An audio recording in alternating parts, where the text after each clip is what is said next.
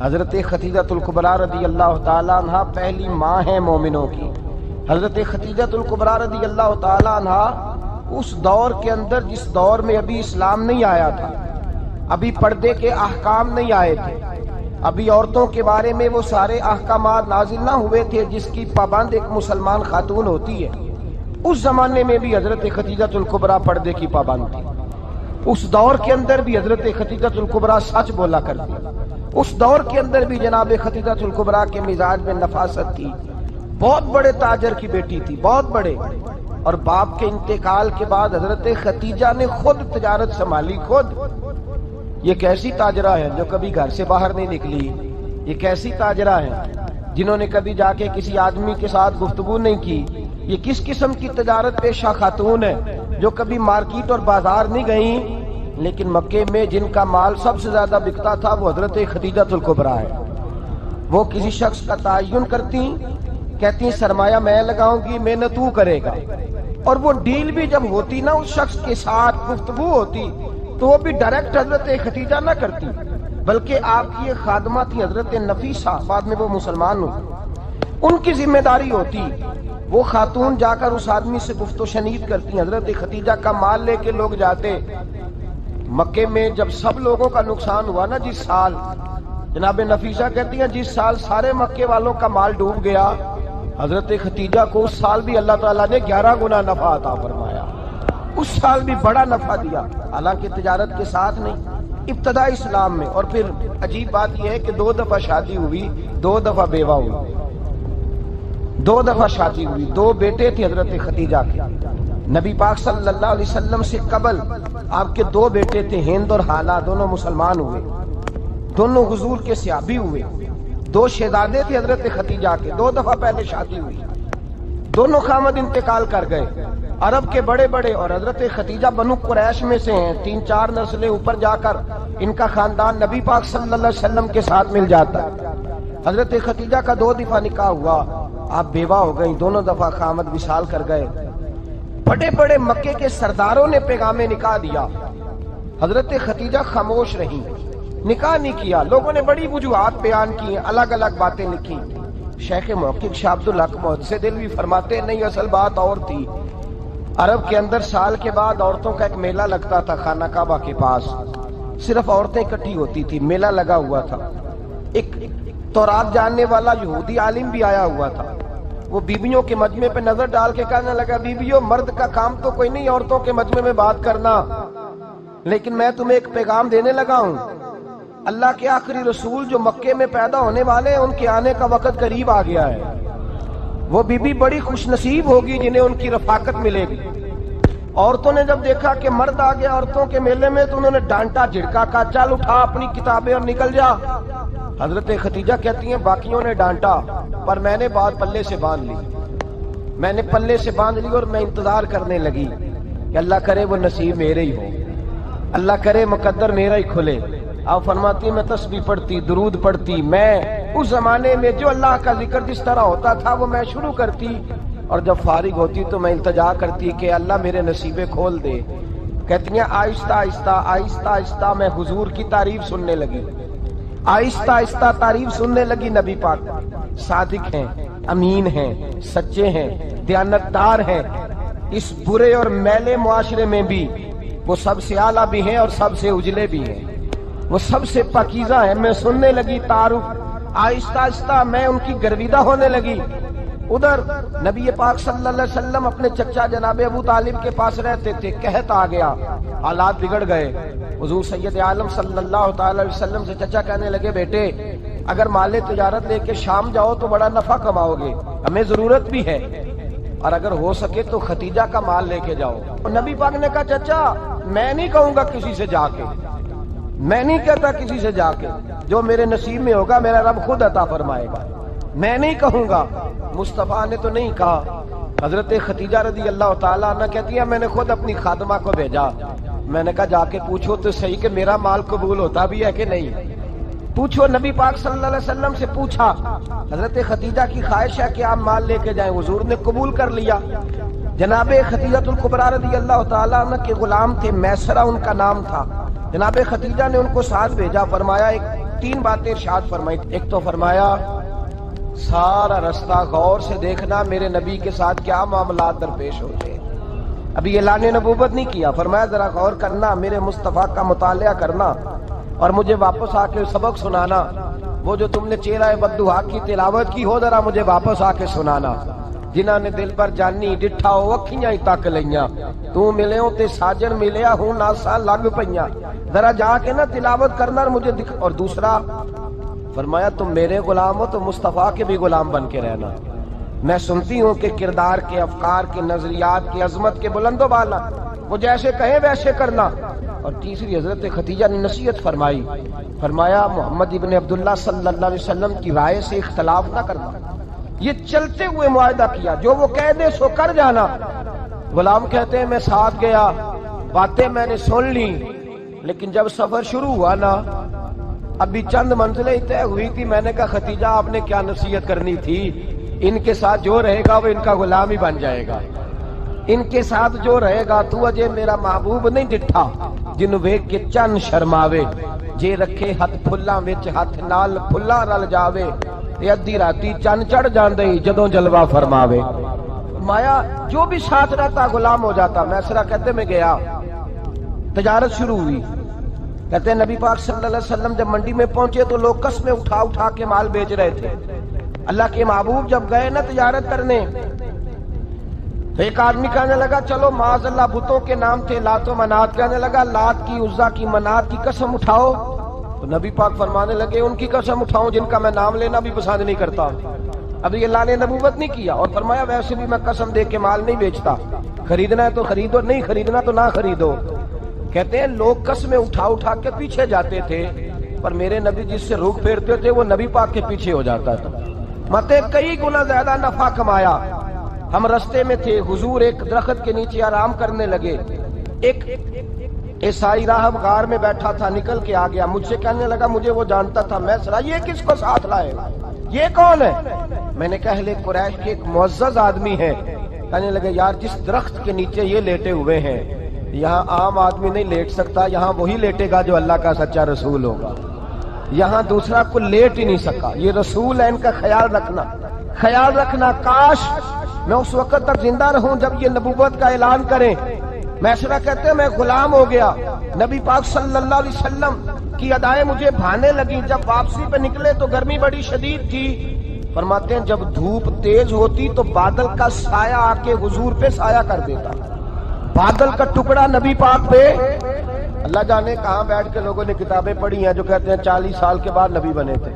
پتہ نہیں کہاں بیٹھ کے کتابیں پڑھی ہیں. ہم نے تو جو سیرت پڑھی ہے وہ بتاتی ہے کہ تیری حیات پاک کا ہر لمحہ پیغمبر لگے, ہر لمحہ پیغمبر لگے. یہاں تو وہ لوگ جو کئی سال پہلے 20 اور 25 سال پہلے حضور سید عالم صلی اللہ علیہ وسلم کی رفاقت میں رہے وہ اعلان کر رہے. لوگ پتہ نہیں کہاں بیٹھ کے کتابیں پڑھتے ہیں, کہاں بیٹھ کے. میرے نبی پاک سے صحابہ نے پوچھا حضور آپ کب نبی تھے؟ فرمایا ابھی آدم کی مٹی گوندی جا رہی تھی, ابھی آدم کی مٹی گوندی جا رہی تھی, میں تب بھی اللہ کا رسول تھا. میرے بھائی نبی رحمت سید عالم صلی اللہ علیہ وسلم کے غلام حضرت خدیجہ کے غلام کہتے واپس آیا. اور پہلے بھی کئی دفعہ حضرت خدیجہ کا مال گیا تھا, بڑے نفع آئے تھے, پر جو نفع اس سال آیا وہ پہلے کبھی نہیں آیا تھا. کہتے ہیں مجھ سے حضرت خدیجہ کی سہیلی بھی بیٹھی تھی, میں بھی آ گیا. اور جناب خدیجہ کی سہیلی کہنے لگی چل مال کے بارے میں کچھ بتا, کتنا بکا؟ میں نے کہا مال چھوڑو, مصطفیٰ کی سنو. اور پھر کہتی چلو ٹھیک ہے, بادل سایہ کرتا تھا, چلو ٹھیک ہے. تم سے راہب نے پوچھا تھا یہ صحیح ہے, انہوں نے تیری سارے رستے بڑی خدمت کی, تیرا بڑا خیال رکھا, پر یہ بھی بتا تجارت کیسے ہوئی؟ تو میں سرا کہنے لگا زندگی میں نے بھی ساری گزار دی ہے, پر اس رسول کے ساتھ 4 دن ہی گزارے ہیں. حد ہو گئی مجھ سے, اور کچھ نہ پوچھو, اور کچھ نہ پوچھو. آ میرے دل آمنہ کے لال کی باتیں کرے, اور کچھ نہ پوچھو. بس ذکر ان کا چھیڑیے ہر بات پر, اور چھیڑنا شیطان کا عادت کیجئے. بس مجھے حضور کے تذکرے بیان کرنے ہیں, ذکر مصطفیٰ کرنا ہے. حضرت خدیجہ الکبریٰ بڑی متاثر ہوئی. کہتی ہیں مجھے درجنوں لوگوں نے پیغام نکاح دیا تھا, پر میں نے سنی نہیں تھی. میں نے نفیسہ کے ہاتھ پیغام بھیجا. میں نے کہا میری عمر 40 سال ہے, ان کی 25 سال ہے, اور میرا احوال اور طرح کا ہے. وہ شہنشاہ ہے, جا کے پوچھو تو صحیح. भला मैं कबूल होती हूँ? पूछो। नफीसा कहती है मैं आई तो वो खातून जिनके लिए लोग बड़े बड़े कुरैश पैगाम देते थे, पैगाम लेके आई। तो रसूल पाक ने अजीब रंग बयान किया अपनी सीरत का। जब मैं पहुंची मैंने कहा खदीजा निकाह करना चाहती है। नफीसा कहती है मेरा ख्याल था कि कोई और होता तो कुर्सी से उठ खड़ा होगा, फौरन कहेगा अच्छा जल्दी करो, बात करो। जब मैंने आके कहा ना हुजूर खदीजा निकाह करना चाहती है, तो नबी पाक ने मेरी तरफ देखा, फरमाया वो कहती है कि तुम कहती हो? कब वो कहती हैं? तो हुजूर ने फरमाया ठहर जाओ, मैं अपने चचा से पूछ के बताऊंगा, मैं मशवरा करूंगा, मैं पूछ के बताऊंगा। आज बच्चों को कुछ सबक बड़े याद हैं। कहते हैं पसंद की शादी करना हजरत साहब नाजायज है, पसंद की शादी करना कोई नाजायज है? और मैंने कहा भाई सिर्फ एक ही जायज चीज रह गई और कोई शय जायज नहीं। ये एक ही जायज चीज है जिसका फतवा सारे नौजवान पूछते फिरते हैं, सारे गांजे बने फिरते हैं, मजनू बने फिरते हैं, सारे मईवाल हो गए। अल्लाह पाक को हिदायत की तौफीक अता फरमाए। सारे इस बुरी लत का शिकार हो गए। ओ भाई नबी पाक सिवाय खुदा के किसी के पाबंद नहीं, लेकिन मेरे मुस्तफा ने अपनी उम्मत को ये दर्श दिया है कि जो बड़ों के शफकत के साए में चलता है अल्लाह उसकी मदद फरमाया करता है। तुझे क्या पता तेरा अच्छा भला किस बात में? कहा निकाह करना चाहती हूँ, फरमाया चचा से पूछ के बताऊंगा। खदीजा रदी अल्लाह ताला अन्हा कहती हैं उन्होंने पूछा। जनाब अबू तालिब कहने लगे ये तो खुशकिस्मती है कि हमें ऐसी बहू मिल जाए जिसके किरदार में, अफकार में, नजरियात में इतनी नफासत। मुस्तफा करीम के साथ निकाह हुआ, कुर्बान जाए। हजरत खदीजतुल कुबरा की शादी हुई तो भाई बड़ा मुश्किल होता है, बड़ा मुश्किल होता है अपने आप को ढालना। लेकिन जनाब खदीजा की जिंदगी उठा के देखो, मैं ये नहीं कह सकता वो करोड़पति थी, अरब खरब की मैं बात ही नहीं कर सकता। और 20-20 नौकरानियां थी उनके पास, दर्जनों उनके पास गुलाम थे। लेकिन जब रसूलुल्लाह के दरवाजा नूर पे आई हैं, उन्होंने मेरे नबी के घर में झाड़ू भी दिया है, उन्होंने हुजूर के कपड़े भी धोए हैं, उन्होंने रसूलुल्लाह के लिए अपने हाथों से खाना बनाया। उन्होंने देखा कि नबी पाक सल्लल्लाहु अलैहि वसल्लम को दौलतों से, तिजारतों से, सरमाए से प्यार नहीं। जितनी दौलत थी शाम को लाके कदमों में रख दी। का महबूबा जब मैं तेरी हूँ तो मेरी हर शय ही आपकी है। चंद दिनों में हुजूर ने सारी चीजें दे दी अल्लाह के रास्ते में, हर चीज नबी पाक ने दे दी। हजरत खदीजतुल कुबरा का हाल ये था कि एक जोड़ा रह गया, कई जगह से पेबंद लगे हुए, मैं गुड्डी हथ डोर सजन दे और जिंज रखे उंज रहना है। वाजिब नहीं जे विच शरीयत मंदा खसम नो कहना, बस ठीक है जिस हाल में महबूब राजी है। कहा हर चीज कदमों में रख दी और हुजूर के हर रिश्ते का ख्याल किया, नबी पाक की हर ख्वाहिश का। औरतें बिलखुसूस मेरी बात पे तवज्जो करें जो अर्ज करने लगा हूं। आग लगी हुई है घरों में, फसाद है, लड़ाई है, झगड़ा है, दंगा है। ये तेरा रिश्तेदार वो मेरा रिश्तेदार। जब तेरे आते हैं तो रोटियां जल्दी पकती हैं, जब मेरे आते हैं तो बीमारियां बड़ी होती हैं। तेरे मेरे का झगड़ा। आओ मेरे मुस्तफा करीम सैयद आलम का भी हाल देखो। हजरत हलीमा सादिया मिलने आई, शादी को कुछ दिन गुजरे तो हलीमा सादिया मिलने आई। हजरत हलीमा सादिया सगी अम्मा नहीं, रजाई अम्मा है। यहाँ तो सगी अम्मा बर्दाश्त नहीं होती, सगी अम्मा। और वो बहू सोचती नहीं बात करते हुए, सोचती नहीं, वो सोचती नहीं कि किसके बारे में बात कर रही है, उसे पता ही नहीं कि तुझे तो पला पलाया ये मिला है ना। कभी इसकी अम्मा से पूछ उसने कितनी तकलीफें बर्दाश्त की, उससे पूछ किस दिक्कत में, किस आजमाइश में इस बच्चे को परवान चढ़ाया है। तू आज मालक बनी है तो तू रंग ही बदल गई है। और बच्चा भी बीवी के साथ मिलकर के अम्मा की गिबत करता है, सोचता ही नहीं कि बात किसकी हो रही है, इसे ख्याल ही नहीं आता। हजरत हलीमा सादिया रजाई माँ है। जब तशरीफ लाई तो मुस्तफा करीम ने फरमाया खदीजा ये मेरी अम्मा है। जनाब हलीमा सादिया कहती हैं मैं घर में रही, मेरी खिदमत की, मुझे खाना पका के दिया, बिस्तर बिछा के दिया, कपड़े लेके दिए। और जब मैं जाने लगी तो कहने लगी आप मेरे मुस्तफा की अम्मा हैं, पहली दफा आई हैं, थोड़ा सा तोहफा ना दे दूं? मैंने कहा जैसे मर्जी। हजरत हलीमा कहने लगी तो जनाब हलीमा सादिया को 40 बकरियां और एक ऊंट तोहफे में अता फरमाया।